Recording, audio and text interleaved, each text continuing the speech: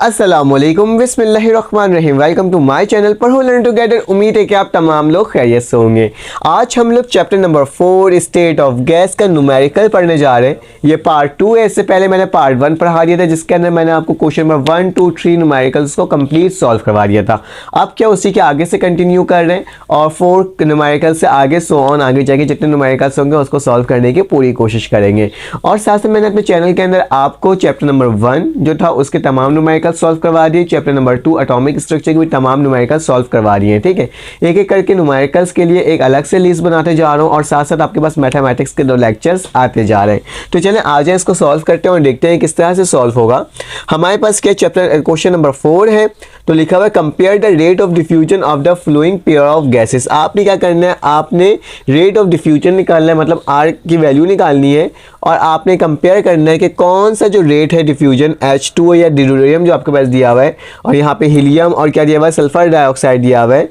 ठीक है, और इन तमाम चीज़ों को देखकर बताना है कि इसमें से किसका रेट ऑफ डिफ्यूजन हाई है। ठीक है, क्या रेट ऑफ डिफ्यूजन किसका हाई है। ठीक है, और उसके साथ साथ मेरे पास यहाँ पे लिखा हुआ है सल्फर हेक्साफ्लोराइड और सोडियम डाइऑक्साइड। ठीक है, तो सल्फर डाइऑक्साइड। ठीक है, तो ये तमाम चीज़ें इसको देखना है और उसको सॉल्व करना है। याद रखना इसका कहने का मकसद ये है कि मेरे पास एक कंटेनर है जिसके अंदर मेरे पास हाइड्रोजन और ड्यूटेरियम डला हुआ है। ठीक है, तो हाइड्रोजन भी डला हुआ है और ड्यूटेरियम भी हमारे पास इसके अंदर डला हुआ है और यहाँ से हमने ये गैस है। ठीक है, तो यहाँ से हमने एक होल कर दिया। अब ये होल से कौन सा ट्रम मतलब कौन सा गैस ज़्यादा जल्दी डिफ्यूज हो जाएगा उसकी वैल्यू को हमें क्या करना है, फाइंड आउट करना है और कुछ भी नहीं करना। ठीक है, तो चलो आज इसको सॉल्व करने की पूरी कोशिश करते हैं और देखते हैं कि किस तरह से ये सॉल्व हो रहा है।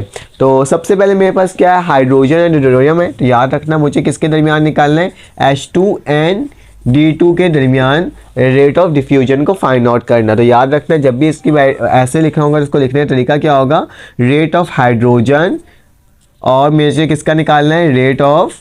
ठीक है, रेट के लिए R लिख रहा हूँ और D2 लिख दे रहा हूँ। ठीक है, अब इसका हमें मोलर मास मालूम होना चाहिए। तो क्या लिखूंगा, मोलर मास ऑफ H2 मेरे पास किसके बराबर होता है, क्योंकि मोलर मास कहा जा रहा है तो मोलर मास H2 मेरे पास 2 होगा। ठीक है, और मोलर मास D2 जो होगा मेरे पास किसके बराबर होगा, 4 के बराबर होगा। ठीक है, ये लिख दिया। हमारे पास फार्मूला क्या होता है, हमारे पास फार्मूला होता है कि R1 अपॉन R2 बराबर होता है M2 अपॉन M1। ठीक है, तो ये मेरे पास फार्मूला होता है rate of diffusion find out करने के लिए।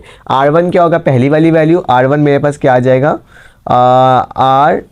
RH2 आ जाएगा। ठीक है, R2 क्या आ जाएगा मेरे पास, RD2 आ जाएगा जो कि बराबर हो जाएगा M2 मेरे पास क्या होगा, ये वाली वैल्यू। ठीक है, तो क्या आ जाएगा मेरे पास 4 आ जाएगा और इसकी वैल्यू क्या आ जाएगी मेरे पास 2 आ जाएगी। ठीक है, M1। ठीक है, इस चीज़ को याद रखना क्योंकि R2 की वैल्यू मैंने क्या लिया था, ड्यूटेरियम, और ड्यूटेरियम का मेरे पास क्या है, M2 है, तो M2 मेरे पास किसके बराबर होगा, 4 के बराबर होगा। ठीक है, इस चीज़ को हमेशा याद रखना। अब क्या करना होगा, इसको सॉल्व करना होगा। तो RH2 वैसे ही रहेगा, RD2 मेरे पास वैसे ही रहेगा। इसको सॉल्व करूँगा तो मेरे पास क्या आ जाएगा, मेरे पास आ जाएगा 4 का रूट क्या होता है, 2 अंडर रूट 2। ठीक है, इसको कैलकुलेट कर लेते हैं कैलकुलेटर से और देख लेते हैं कि इसकी वैल्यू क्या आ रही है। तो मैं इसको कैलकुलेटर से कैलकुलेट कर लेता हूँ और देख लेते हैं कि इसकी वैल्यू हमारे पास क्या फाइन हो के आ रही है। तो मेरे पास इसकी जो वैल्यू है वो √2 निकाल के देख लो मेरे पास क्या आ रहा है। √2 की वैल्यू मेरे पास आ रही है 1.41। ठीक है, तो क्या लिखूँगा, RH2 अपॉन RD2 बराबर है किसके, 2 अपॉन 1.41। और इसको सॉल्व कर लोगे तो देख लेते हैं कि इसकी वैल्यू मेरे पास क्या फाइंड आउट होकर आ रही है। अगर मैं 2 को क्या कर दूँ, डिवाइड कर दूँ आंसर से, तो मेरे पास क्या आएगा, मेरे पास आ जाएगी इसकी वैल्यू सेम यही आ जाएगी। ठीक है, 2 डिवाइडेड बाय 1.41, तो मेरे पास क्या आ रही है इसकी वैल्यू 1.41। तो RH2 अपॉन RD2 की वैल्यू क्या आ रही है, 1.41 ही आ रही है। ठीक है, लेकिन ये अभी हमारे पास सोल्यूशन इस तरह से नहीं होता। ठीक है, इसको बताता हूँ कैसे होगा। ये जो RD2 है ना, ये आके इससे आके मल्टीप्लाई हो जाएगा। ठीक है, क्योंकि डिवाइड होता हमारे आगे मल्टीप्लाई हो जाएगा। तो RH2 जो है रेट ऑफ हाइड्रोजन जो है वो ग्रेटर देन है 1.41 रेट ऑफ ड्यूटेरियम से। ठीक है, मतलब फास्टर देन है। याद रखना जब भी इस तरह का क्वेश्चन आ जाए और इसकी वैल्यू 1 से बड़ी आ जाए तो याद रखना, तो आप इसको ऐसे लिखोगे, rate of hydrogen gas is faster than faster than किससे है, rate of diffusion of deuterium gas, तो D2 लिख देना, ठीक है, किससे, इससे ज़्यादा है, ठीक है। तो बस ये ऐसे करके लिख देना काफ़ी है, और ये हमारा क्या हो जाएगा, आंसर हो जाएगा, ठीक है। जब भी 1 से वैल्यू बड़ी आएगी तो रेट ऑफ हाइड्रोजन गैस क्या हो जाएगा, फास्टर हो जाएगा रेट ऑफ ड्यूटेरियम से, ठीक है, ड्यूटेरियम गैस से, ठीक है। तो ये हमने सॉल्व कर लिया, इसी का पार्ट 2 सॉल्व करके देखते हैं और देखते हैं किस तरह से सॉल्व हो रहा है। तो मैं इसको रब करता हूँ और देखते हैं कि नेक्स्ट पार्ट को किस तरह से सॉल्व किया जा सकता है, ठीक है। तो इसको मैंने रब कर दिया और मैं एक काम करता हूँ, बीच से लाइन खींच देता हूँ ताकि मैं आगे तक पहुँचूँ ही नहीं और मेरा नेक्स्ट क्वेश्चन भी इसी में सॉल्व हो जाए, ठीक है। तो पार्ट 2 को सॉल्व कर रहे हैं, इस वाले क्वेश्चन को सॉल्व कर रहे हैं। हीलियम दिया हुआ है He और किसके दरमियान करना है, मुझे सल्फर डाइऑक्साइड के साथ करना है, ठीक है, SO2 के साथ करना है। हमें मालूम है हीलियम को किससे शो करेंगे, RHe से, N इसको चाहो तो इस तरह से लिख सकते हो, R बड़ा लिखो और He छोटा सा लिखो, ठीक है। और सल्फर डाइऑक्साइड मेरे पास किसका होता है, 12 के बराबर होता है, ठीक है। पहले मैं इसको लिख देता हूँ कि रेट में लिख देता हूँ, रेट में किस तरह से लिख सकते हैं, R लिखूँगा और SO2 लिख दूंगा, ठीक है। अब मेरे पास क्या हो जाएगा, मोलर मास निकालना है, तो मोलर मास ऑफ He जो है मेरे पास किसके बराबर होता है, हीलियम का मेरे पास मोलर मास जो होता है वो इक्वल होता है, सिंपल सा है, हमारे पास क्या होगा, हमारे पास यहाँ पे आ जाएगा इसकी वैल्यू 4 आ जाएगी, ठीक है। हीलियम हमारे पास 4 के बराबर होता है और वो जो हमारे पास होता है क्या बोलते हैं, सल्फ़र डाइऑक्साइड होता है, वो हमारे पास किसके बराबर होता है, ये मेरे पास 4 के बराबर होता है। और सल्फ़र डाइऑक्साइड SO2 जो है मोलर मास वो किसके बराबर होता है, 64 के। अब बोलोगे 64 कैसे आया, तो 64 बता देता हूँ। सल्फ़र का हमारे पास क्या होता है, तो नंबर 32 + 16 और मल्टीप्लाई बाय 2, तो 32 + 32 तो क्या हो जाएगा, 64 हो जाएगा। तभी मैंने इसका मोलर मास निकाल दिया अलग से, ठीक है। तो मेरे पास 64 होता है। अब सिंपल फार्मूला क्या होता है, R1/R2 बराबर होता है किसके, M1, यहाँ 2 आ जाएगा, M2/M1, ठीक है। तो R1 की वैल्यू मेरे पास क्या होगा, R1 की पहले वाली रेट ऑफ हीलियम, तो हीलियम लिखूंगा और यहाँ क्या लिखूंगा, रेट ऑफ सल्फर डाइऑक्साइड, ठीक है। नीचे क्या लिखूंगा, इसकी जो वैल्यू होगी इसको ऊपर लिखूंगा 64 और नीचे क्या आ जाएगा, 4 आ जाएगा, ठीक है। इसको डायरेक्टली कैलकुलेट कर लेता हूँ, कैलकुलेटर में वैल्यू डाल करके और देखता हूँ कि इसकी वैल्यू मेरे पास क्या आ रही है, ठीक है। रूट लगाया और फिर क्या लिखूंगा मैं लिखूंगा 64 डिवाइडेड बाय 4, तो मेरे पास इसकी जो वैल्यू है वो क्या आ रही है, 4 आ रही है, ठीक है। तो क्या लिख दूंगा,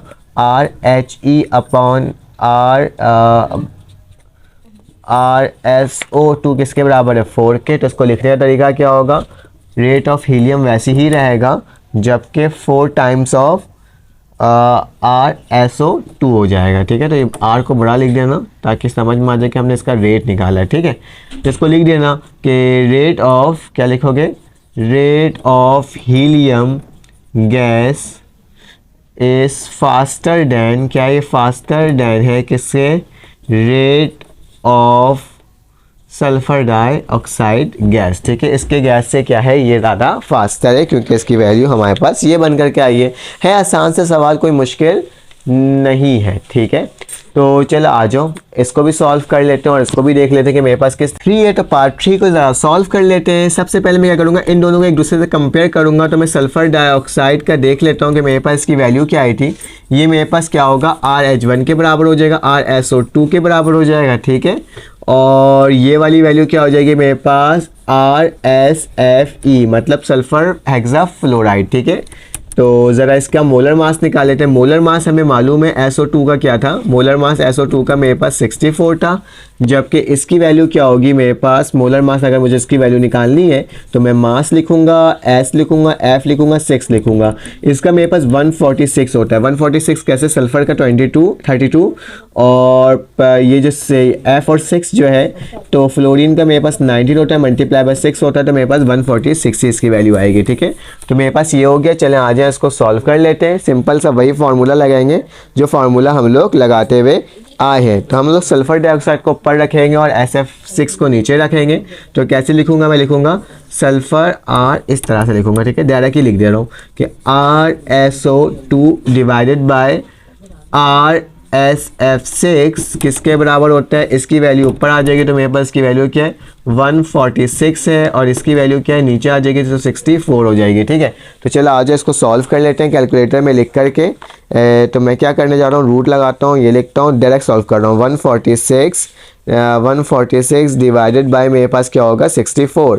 तो ज़रा देख लेते हैं इसकी वैल्यू क्या आ रही है मेरे पास, इसकी वैल्यू आ रही है 1.51। ठीक है, तो RSO2 डिवाइडेड बाय RSF6 बराबर है क्या है 1.51। ठीक है, इसको उधर ले जाऊंगा तो RSO2 बराबर हो जाएगा 1.51 RSF6। ठीक है, तो ये मेरे पास यहाँ लिख देना, ये फास्टर देन है क्योंकि इसकी वैल्यू 1 से बड़ी आई है।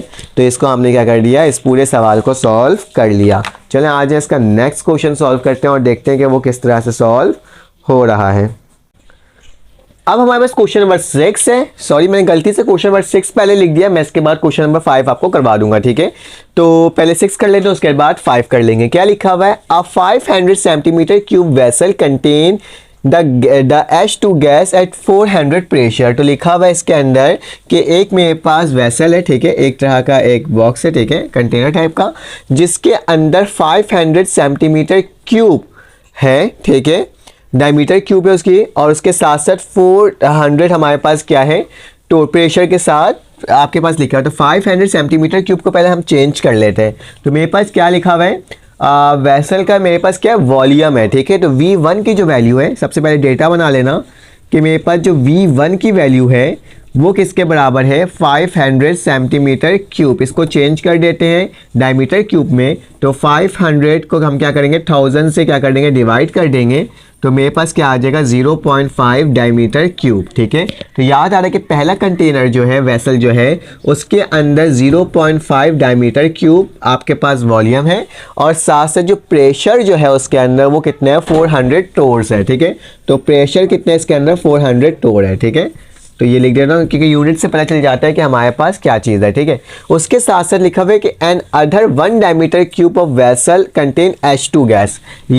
ये मेरे पास H2 था और ये मेरे पास क्या है O2 गैस है। क्यों, इसमें लिखा O2 गैस है जो कि 1 डायमीटर क्यूब है। ठीक है, तो मैं क्या लिखता हूँ 1 डायमीटर क्यूब लिख देता हूँ यहाँ पे, समझाने के लिए कर रहा हूँ। और गैस मेरे पास कितना है इसके अंदर, कितने प्रेशर से 600 है, तो क्या लिख दूंगा 600 टोर लिखा हुआ है। ठीक है, तो ये चीज़ मैंने लिख दिया।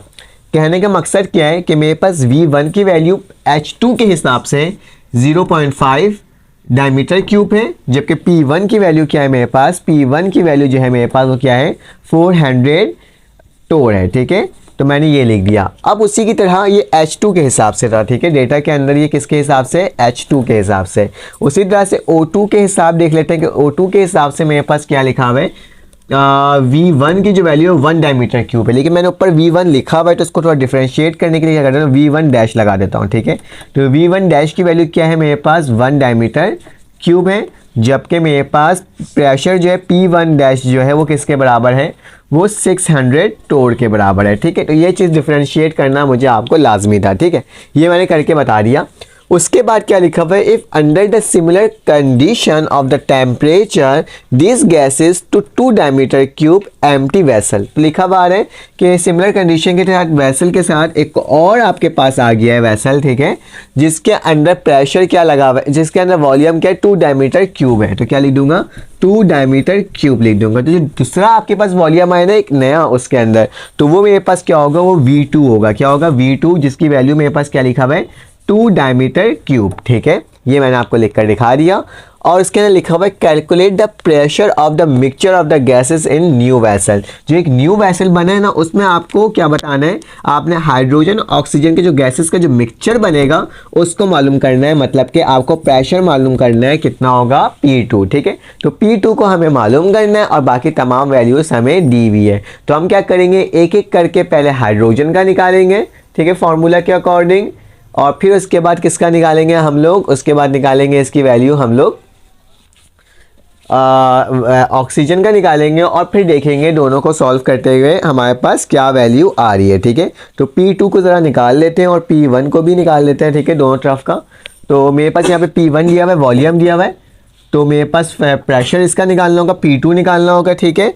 V2 तो हमें दिया हुआ है और इसका भी हमें क्या निकालना होगा, P2 निकालना होगा। फिर दोनों को प्लस करने के बाद जो यहाँ पे आपके पास क्या बन रहा है, प्रेशर बन रहा है मिक्सचर दोनों का, तो वो निकलेगा हमारे पास P2। तो आप P2 बोल सकते हो या फिर इसको बोल सकते हो टोटल प्रेशर, तो PT भी बोल सकते हो, ठीक है।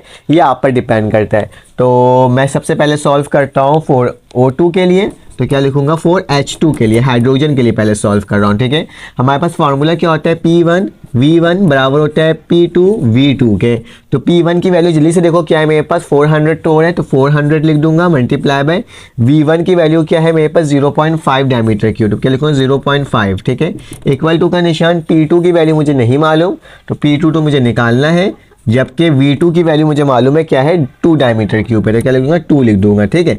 अब क्या करना होगा, इन दोनों को एक दूसरे से मल्टीप्लाई करना होगा, उसको जाकर डिवाइड कर देना होगा। तो 400 जब मेरे पास मल्टीप्लाई होता है 0.5 से, तो मेरे पास क्या आता है 200 आ जाता है, ठीक है। 200 और डिवाइडेड बाई क्या हो जाएगा, नीचे 2 हो जाएगा और यहाँ पे P2 हो जाएगा। 2 1 ज़ा 2, 2 10 ज़ा 20 और मेरे पास 0 का 0, तो P2 की वैल्यू क्या आ गई मेरे पास 100 टोर आ गई, ठीक है। तो एक P2 की वैल्यू हमारे पास निकल गई, ठीक है, अकॉर्डिंग टू हाइड्रोजन। अब हम निकालेंगे अकॉर्डिंग टू ऑक्सीजन, तो इसको मिटा देता हूँ और देख लेते हैं मेरे पास क्या बन रहा है ऑक्सीजन की वैल्यू, ठीक है। आसान सा सवाल है, मुश्किल नहीं है, बस आपने एक एक करके वैल्यू निकालना है। H2 के लिए निकालना है, यहाँ लिख देना 4H2, ठीक है। हम लोग H2 के लिए निकाल रहे हैं, तो इसमें फार्मूला क्या लगेगा, बस डैश डैश लगा देना डिफ्रेंशिएट करने के लिए। तो P1 डैश V1 डैश बराबर होता है किसके, P2 डैश और V2 में डैश इसलिए नहीं लगाया क्योंकि मेरे पास V2 की वैल्यू एक ही है, ठीक है। तो P1 की वैल्यू देखो क्या है मेरे पास, P1 की वैल्यू मेरे पास नीचे के हिसाब से 600 है, तो क्या लिख दूंगा 600 लिख दूंगा H2 के हिसाब से। V1 की वैल्यू क्या है, V1 की वैल्यू मेरे पास 1 है, तो 1 लिख दूंगा। और P2 डैश की वैल्यू मुझे निकालना है और V2 की वैल्यू क्या है, V2 की वैल्यू मेरे पास 2 है, तो क्या लिख दूंगा 2 ही लिख दूंगा, ठीक है। 2 जाके नीचे डिवाइड हो जाएगा, तो 600 divided by 2 equal to P2 dash, 2 1 ज़ा 2, 2 3 ज़ा 6 और 0 का दोनों का 0, तो P2 की वैल्यू क्या आ जाएगी मेरे पास 300 आ जाएगी, ठीक है। और किस में आएगी, यूनिट क्या होगी मेरे पास, इसकी टोर होगी, ठीक है। तो मैंने इसको लिख करके दिखा दिया। अब मुझे आखिरी में क्या निकालना है, दोनों का मतलब P2 और P2 डैश का क्या निकालना होगा मुझे, दोनों का एडिशन करूंगा क्योंकि मिक्सचर बोला था। Calculate the pressure of the mixture of the gases, मतलब इस गैस का और इस गैस का जो मिक्सचर होगा वो मेरे पास क्या होगा, PT होगा। तो क्या लिखूंगा, PT की जो वैल्यू है, टोटल प्रेशर की जो वैल्यू है वो क्या हो जाएगा, P2 प्लस P2 डैश। तो PT की वैल्यू मेरे पास क्या आ जाएगा, P2 मेरे पास कितना था 100 प्लस 300, तो किसके बराबर हो जाएगा, PT मेरे पास 400 टोर, ठीक है। तो क्या हो जाएगा, इस सवाल का जवाब हमारे पास ये आ गया। कितना आसान सा सवाल था ना, और हमने क्या कर दिया, इसको सॉल्व भी कर लिया कितनी आसान तरीके से, ठीक है। अगर आपको ये वीडियो अच्छी लगी हो तो ज़रूर लाइक कर दीजिएगा। क्वेश्चन नंबर 5 हम लोग इसको सॉल्व करते हैं और देखते हैं किस तरह से वो सॉल्व हो रहा है। क्या लिखा हुआ है, 4 कंटेनर है हमारे पास जिसका इक्वल वॉल्यूम है से फिल है, ठीक है।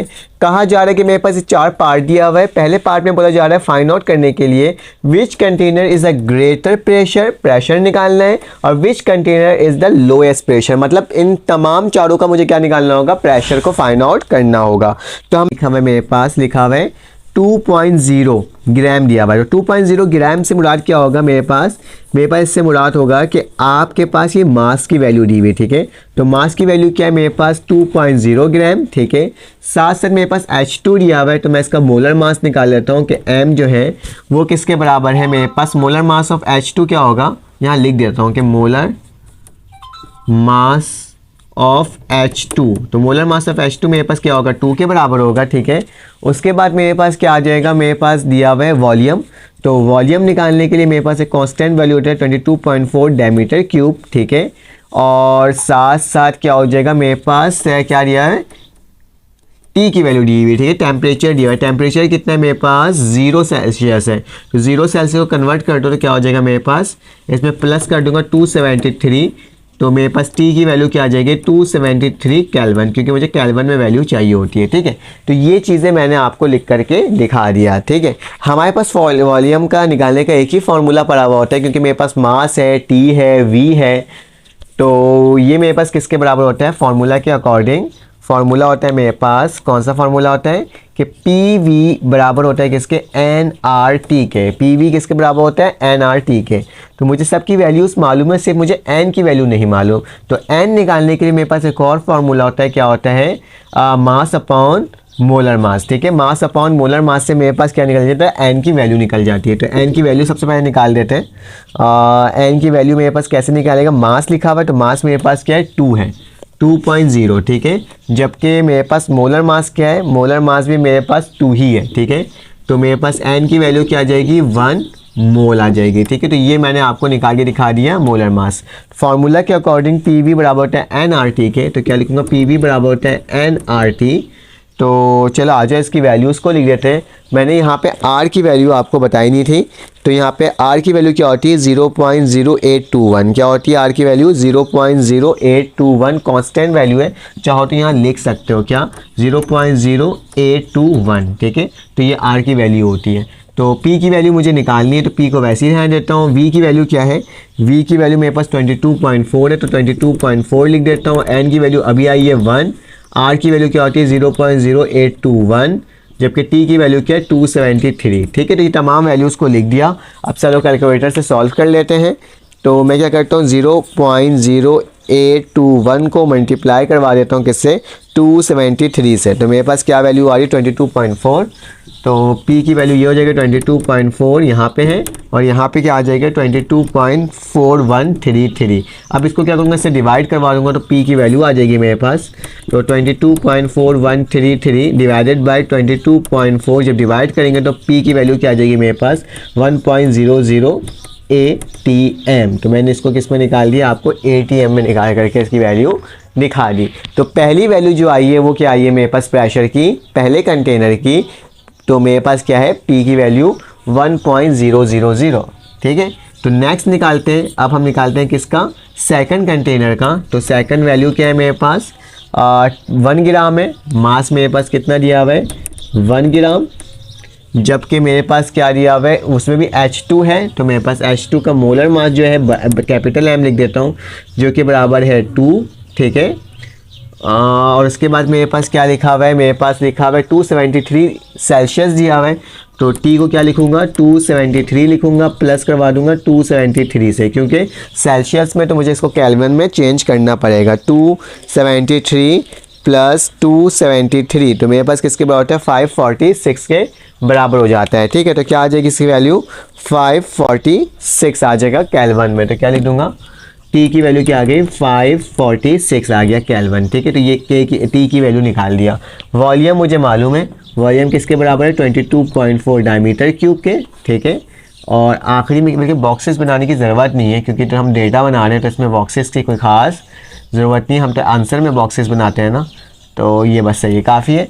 V की वैल्यू भी आ गई। R की वैल्यू हमें मालूम होता है, क्या होता है R, 0.0821। तो ठीक है, तो ये मैंने आपको लिख करके तमाम वैल्यूज़ दिखा दी है। थोड़ा सा नीचे कर देता हूँ ताकि यहाँ तक नज़र आ जाए। ठीक है, तो अब क्या करना होगा हमें, अब वही फार्मूला क्या होता है, PV बराबर होता है NRT के, लेकिन उससे पहले मुझे क्या करना होगा, N की वैल्यू निकालनी होगी। N की वैल्यू हमें नहीं मालूम, तो N किसके बराबर होता है, molar mass upon molar mass, mass upon molar mass. तो N लिखूंगा, मास मेरे पास क्या दिया हुआ था, मास मेरे पास 1 दिया हुआ है, तो 1 लिख दूंगा, और मोलर मास क्या है मेरे पास 2 है। ठीक है, तो N की वैल्यू क्या आ जाएगी, 0.5 आ जाएगी। ठीक है, तो एक वैल्यू मेरे पास ये निकल गई N की। इसके बाद क्या होगा, मेरे पास PV बराबर होता है किसके, NRT के। तो P की वैल्यू हमें निकालना है। V की वैल्यू मेरे पास 22.4 है, N की वैल्यू मेरे पास 0.5 है, R की वैल्यू 0.0821 है, 0821 है, जबकि T की वैल्यू क्या है, 546 है। ठीक है, तमाम वैल्यूज़ मुझे याद हो गई तो मैंने यहाँ पे लिख दिया। ठीक है, अब क्या करते हैं, इसको मल्टीप्लाई करके सॉल्व कर देते हैं। तो मेरे पास क्या लिखा हुआ है, 0.5 मल्टीप्लाई हो रहा है किससे, 0.0821 से, 0.0821, और फिर ये मल्टीप्लाई हो रहा है किससे, 546 से। तो मेरे पास इसका जो आंसर आ रहा है वो भी क्या आ रहा है, 22.4133 से वही वैल्यू आ रही है। ठीक है, तो 22.4 यहाँ पे भी रहेगी, और यहाँ पे क्या हो जाएगा, 22.4133। जब इसको डिवाइड करवाऊँगा P की वैल्यू निकल जाएगी, वही सेम आ जाएगी जो इसमें थी। 22.4 को करेंगे तो P की वैल्यू आ जाएगी 1.00 ATM, ठीक है। तो सेम वैल्यू बनकर आई है मेरे पास कंटेनर नंबर 2 की भी, ठीक है। अब क्या करना होगा, हमें कंटेनर नंबर 3 सॉल्व करना होगा। तो कंटेनर नंबर 3 के लिए मैं क्या करूँ, कहाँ इसको रब कर रहा हूँ, ठीक है, इस वाले हिस्से को रब कर रहा हूँ और कंटेनर नंबर 3 लिख दे रहा हूँ, ताकि मेरे पास क्या हो जाए, मुझे वैल्यूज़ तो पता चलते जाए ना। एक जगह वैल्यूज़ को आप एक साइड लिखते भी जाएँ, मुझे मालूम पड़ गया पहले वाले का 1 था, दूसरे वाले का भी क्या है 1 ही है, ठीक है। अब तीसरे वाले को सॉल्व करते हैं। तो तीसरा वाला जो है मेरे पास वो क्या है लिखा हुआ है, यहाँ पे लिखा 24 ग्राम, जो मास है वो कितना है 24 ग्राम है।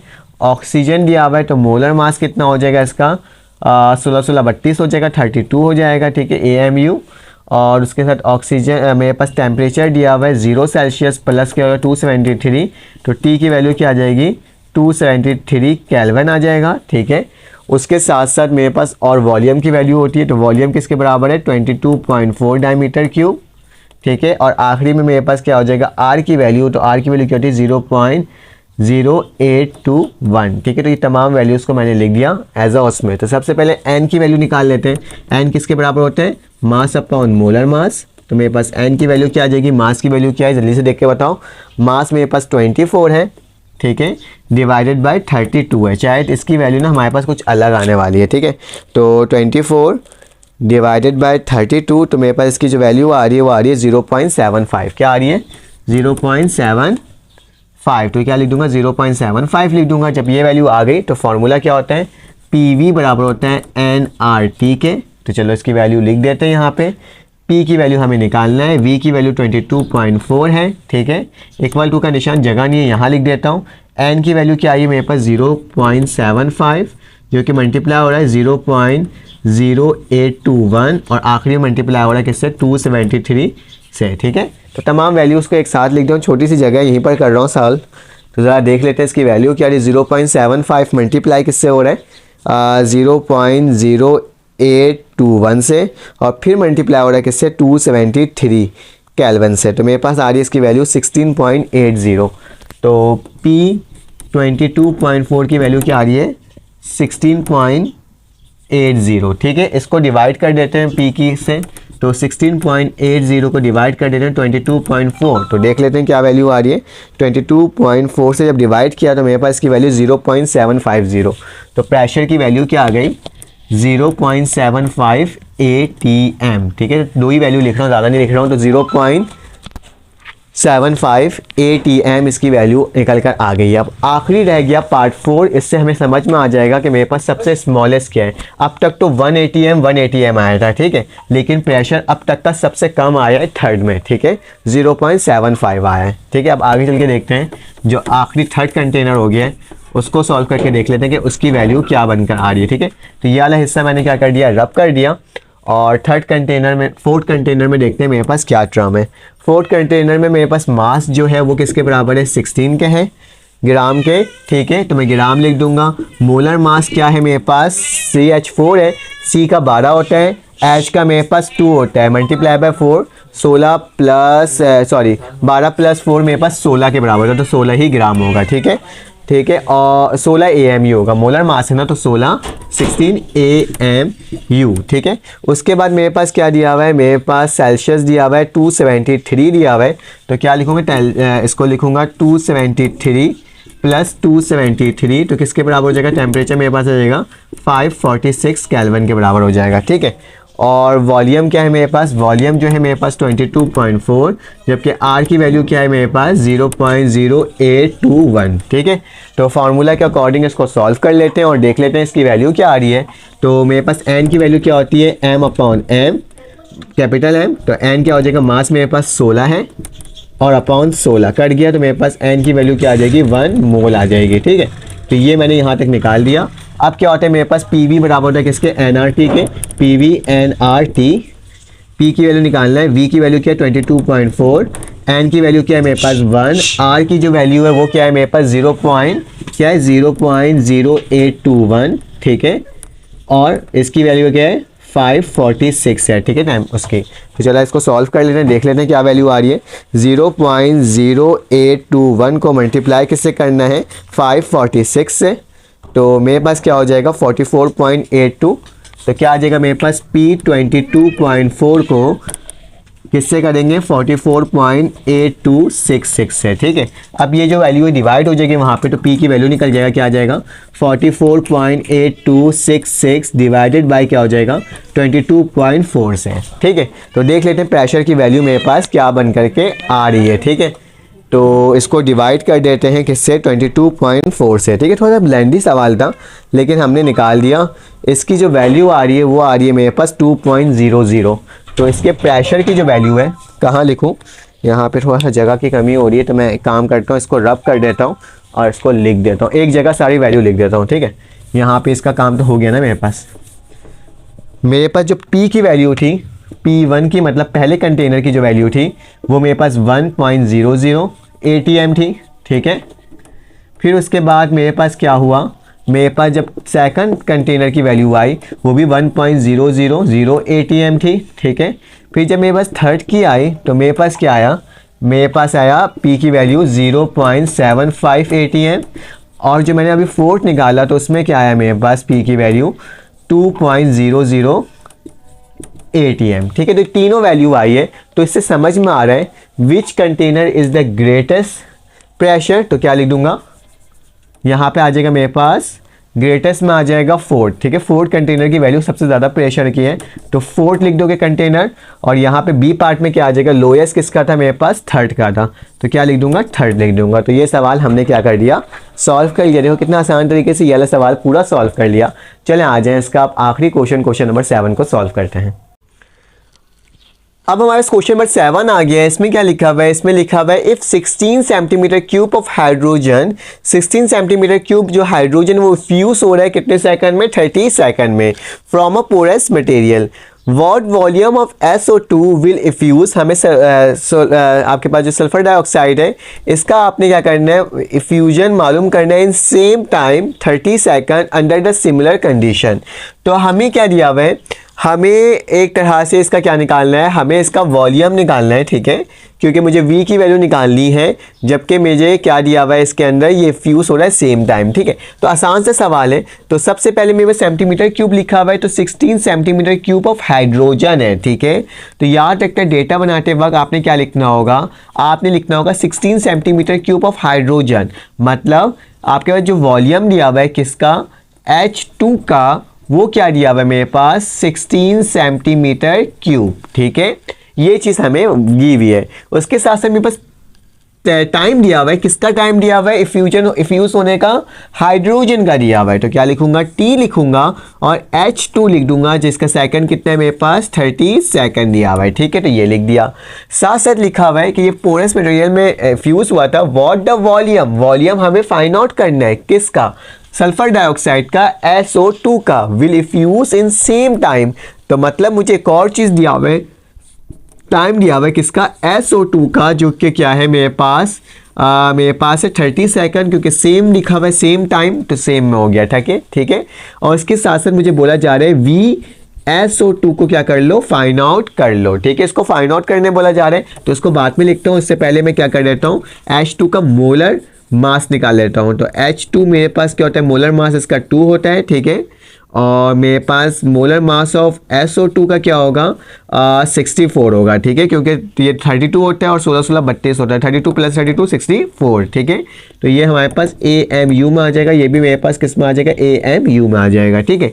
ये टर्म मैंने आपको निकाल के दिखा दी। अब क्या करना होगा, हमें VSO2 की वैल्यू क्या करना है, फाइंड आउट करना है। चलो आज इसको फाइंड आउट करते हैं, बहुत आसान तरीका है इसको सॉल्व करने का।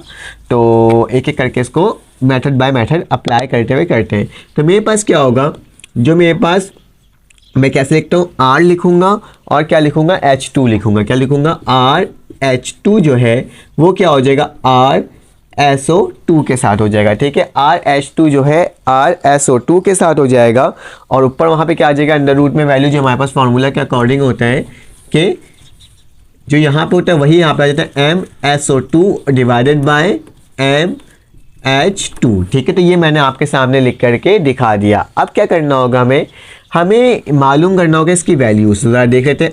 RH2 अपॉन RSO2 जो है वो किसके बराबर है? MSO2 की वैल्यू क्या है? मोलर मास ऑफ SO2 मेरे पास 64 के बराबर है और H2 मेरे पास किसके बराबर है? 2 के बराबर है। तो क्या लिख दूंगा? 2 और इसके ऊपर क्या ले लूँगा? रूट लगा दूंगा। ठीक है, इसके अलावा तो मेरे पास और कुछ यहाँ पे हो ही नहीं सकता था, तो मैंने क्या कर दिया? इसको लिख दिया। अब इसकी वैल्यू को फाइंड आउट करने के लिए आपने कैलकुलेटर में इसकी वैल्यू को लिखना होगा। तो क्या करूँगा? रूट लगाऊंगा। आपके पास रूट लगा के अंदर वैल्यू लिखूंगा 64 डिवाइडेड बाय क्या हो जाएगा मेरे पास? 2। तो मेरे पास इसकी वैल्यू जो आ रही है वो क्या आ रही है? 5.65।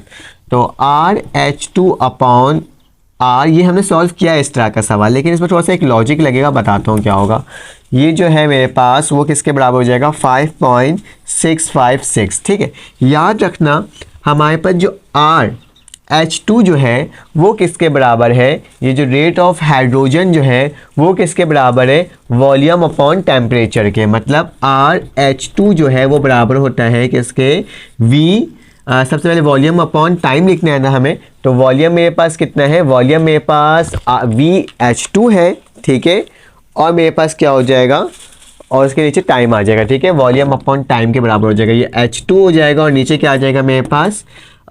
TH2। उसी तरह से RSO2 किसके बराबर हो जाएगा? Volume of SO2 upon time of SO2। ठीक है, तो इन दोनों की जगह मैं वो वैल्यू को लिख दूंगा। चलो लिख कर देखते हैं कैसे लिखाएगा।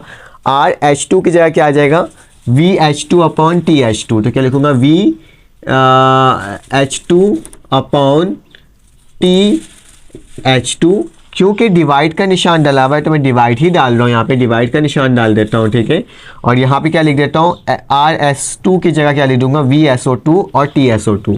ठीक है, VSO2 और TSO2 जो कि बराबर है किसके?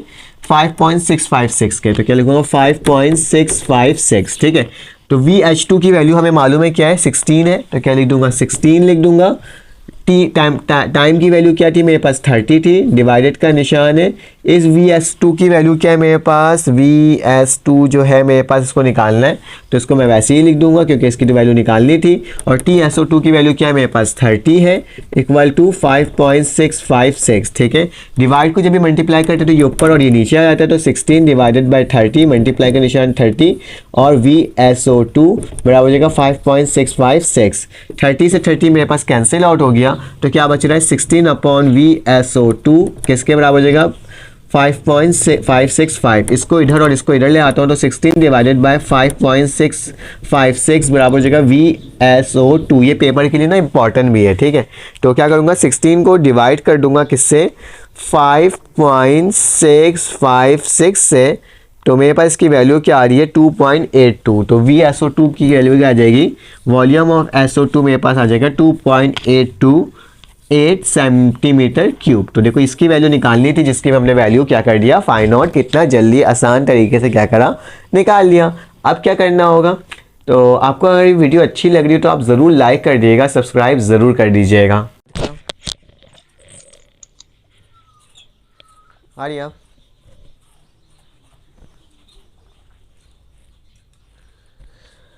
अब हमारे पास क्वेश्चन नंबर 8 आ गया। ये क्वेश्चन नंबर 8 लास्ट क्वेश्चन है चैप्टर नंबर हमारे पास स्टेट ऑफ मैटर का। यहाँ पे गलती से मैंने गैस लिख दिया है। ठीक है, तो ये मैटर होगा। ठीक है, उसका हमने पार्ट गैस पढ़ रहे हैं। ठीक है, तो हमारे पास क्या है? सबसे पहले लिखा हुआ है 40 डायमीटर क्यूब ऑफ हाइड्रोजन। ठीक है, हमारे पास जो वॉल्यूम दिया हुआ है हाइड्रोजन गैस का वो कितना है? 40 डायमीटर क्यूब है। Was cool over at 831 torr pressure, water pressure में ये हो रहा है। ठीक है, एट 23 सेल्सियस।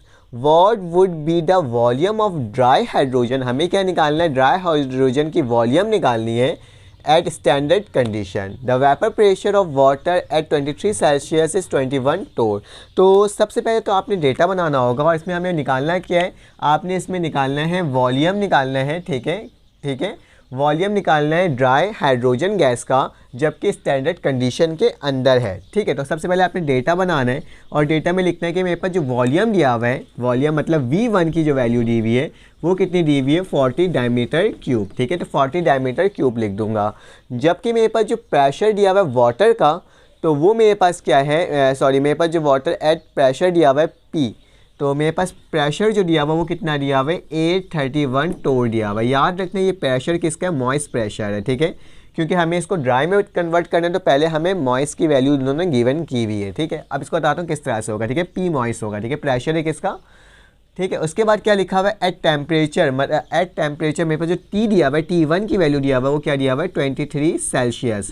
तो ज़रा इसको कन्वर्ट कर लेते हैं तो कैसे करेंगे, प्लस 273, तो इसको देख लेते हैं क्या आ रही है इसकी वैल्यू। जब मैं 23 में 273 को प्लस करता हूँ, 23 प्लस बाय 273, तो मेरे पास आता है 296 आ जाता है, तो क्या आता है 296, ठीक है, 296 आ जाएगा केल्विन, ठीक है। तो टी की वैल्यू मेरे पास क्या आ गई 296 केल्विन। जबकि मुझे क्या बोला हुआ है इसके अंदर, बाकी जो टर्म दिया हुआ वो देख लेते हैं। इसमें लिखा हुआ है volume of dry hydrogen gas को हमें निकालना है, मतलब V2 की वैल्यू को निकालना है। The vapour pressure of water at 23 Celsius is 21 torr. तो लिखा हुआ स्टैंडर्ड कवर्ट यूज़ किया हुआ है ना, तो स्टैंडर्ड कवर्ट जो यूज़ होता है तो मतलब मेरे पास जो T2 की वैल्यू होगी वो क्या होगी 0 सेल्सियस, और 0 सेल्सियस किसके बराबर होता है 273 केल्विन के बराबर होता है। किसके बराबर होता है 273 केल्विन के। तो मैंने क्या लिख दिया 273 केल्विन लिख दिया, ठीक है। और मेरे पास क्या हो जाएगा, जबकि मेरे पास वाटर का जो प्रेशर दिया हुआ है, मतलब P प्रेशर ऑफ वाटर जो दिया हुआ है वो मेरे पास क्या दिया हुआ है 21 टोर दिया हुआ है, ठीक है। ये तमाम वैल्यूज़ दिया हुआ है और कहा जा रहा है V2 की वैल्यू क्या कर लो, फाइंड आउट कर लो। V2 निकालने से पहले मुझे P1 की वैल्यू को निकालना होगा। क्या निकालना होगा P1। तो P1 निकालने के लिए मेरे पास P1 इस क्या है, एक तरह का ड्राई है, ठीक है, प्रेशर ऑफ ड्राई है। इसको निकालने का तरीका क्या होगा, मेरे पास जो हमारे पास मॉइस्ट की वैल्यू होगी ना, P मॉइस्ट की जो वैल्यू होगी उसको हम क्या कर देंगे, माइनस करवा देंगे प्रेशर ऑफ वाटर से, ठीक है। तो मेरे पास क्या आ जाएगा P1 की जो वैल्यू आ जाएगी, मॉइस्ट की वैल्यू क्या है 831 माइनस वाटर की वैल्यू क्या है मेरे पास आई थिंक सो H2O मेरे पास 21 है, ठीक है, 21 है। ज़रा इन दोनों को माइनस करो तो मेरे पास क्या आ जाएगा 810 टोर आ जाएगा, ठीक है। तो मेरे पास P1 की वैल्यू निकल गई। अब हमारे पास जो फॉर्मूला होता है उसके अकॉर्डिंग हम इसको सॉल्व कर देंगे कि P1 V1 अपॉन T1 किसके बराबर होता है P2 V2 अपॉन T2 के। तो T2 की वैल्यू मुझे नहीं चाहिए, मुझे V2 की वैल्यू चाहिए, तो ये यहाँ चले जाएगा और P नीचे आ जाएगा। तो इसको कैसे लिख सकते हैं, इसको इधर ले आता हूँ तो क्या हो जाएगा P1 V1 T2, ठीक है, ये ऊपर आ गया और प्रेशर नीचे आ जाएगा। तो T1 मल्टीप्लाई बाय क्या हो जाएगा P2 हो जाएगा और इसके बराबर हो जाएगा V2 के बराबर हो जाएगा, ठीक है, सिंपल। अब इसमें वैल्यूज़ को हमें पुट करना होगा। कैसे हुआ, ये ऊपर और P2 क्या चले गया, नीचे चले गया, तो नीचे लिख दिया, ठीक है। चलो आज इसको लिख देते हैं। V2 की वैल्यू मेरे पास क्या आ रही है, P1 की वैल्यू जल्दी से देखो क्या है, P1 की वैल्यू अभी आई थी 810 था, जबकि V1 की वैल्यू क्या थी, V1 की वैल्यू हमें गिवन थी 40 थी, तो 40 लिख दूंगा। जबकि मेरे पास आखिरी में क्या है T2 की वैल्यू क्या है, T2 की वैल्यू 273 है, ठीक है, तो 273 लिख दूंगा। डिवाइड किससे करूँगा, नीचे जाऊँगा, T2 था ना मेरे पास 273, बिल्कुल सही। T1 की वैल्यू मेरे पास क्या है 296 है, तो क्या लिखूंगा 296 लिखूंगा, जो कि मल्टीप्लाई होगा P2 से। तो P2 की वैल्यू मेरे पास क्या है P2 तो हमारे पास कहाँ गया, हमारे V1 तक P2 यहाँ पे लिखा हुआ होगा, मैंने यहाँ पे शायद लिखा नहीं है। तो मेरे पास जो P2 की जो वैल्यू है वो मेरे पास क्या आ रही है, वो मेरे पास 760 टोर होगा, क्योंकि स्टैंडर्ड टेम्परेचर और प्रेशर की बात की गई थी, तो मैंने P2 लिखा नहीं यहाँ पे, तो वो क्या हो जाएगा 760 टोर हो जाएगा। स्टैंडर्ड में क्या होता है P2 760 टोर होता है। इस चीज़ को याद रखना, वर्ड स्टैंडर्ड कंडीशन मतलब स्टैंडर्ड टेम्परेचर और प्रेशर। जैसे मैंने यहाँ पे टेम्परेचर लिया ना 273 केल्विन, उसी तरह से प्रेशर को भी लेना पड़ेगा P2 को 273 टू 760 टोर, ठीक है। तो क्या लिख दूंगा 760 टोर, ठीक है। इसको सॉल्व करके देख लेते हैं इसकी वैल्यू क्या आ रही है, आपको मैं डायरेक्टली सॉल्व करके बता रहा हूँ। 810 मल्टीप्लाई बाय 40 मल्टीप्लाई बाय 273 और डिवाइड बाय क्या हो रहा है मेरे पास 296 मल्टीप्लाई बाय क्या है 760। तो देख लेते हैं इसकी वैल्यू क्या आ रही है। इसकी जो वैल्यू मेरे पास आ रही है वो मेरे पास बन करके आ रही है 39 आपके पास क्या आ रही है इसकी वैल्यू 39.31 डायमीटर क्यूब। तो क्या लिख दूंगा आखिरी में कि V2 की जो वैल्यू आई है मेरे पास क्या आई है 39.31 डायमीटर क्यूब। तो ये पूरा क्या हो गया, इस पूरे हमने जो आपके पास न्यूमेरिकल्स थे चैप्टर नंबर 4 के, इसको सॉल्व कर दिया। अगर आपको ये वीडियो अच्छी लगी हो तो आप लाइक कर दीजिएगा, सब्सक्राइब कर दीजिएगा, बेल के आइकन को क्लिक कर दीजिएगा। फिर आपसे मुलाकात होगी एक न्यू वीडियो में। अपना ख्याल रखिएगा, अपने का ख्याल रखिएगा और दुआओं में याद रखिएगा। अल्लाह हाफ़िज़।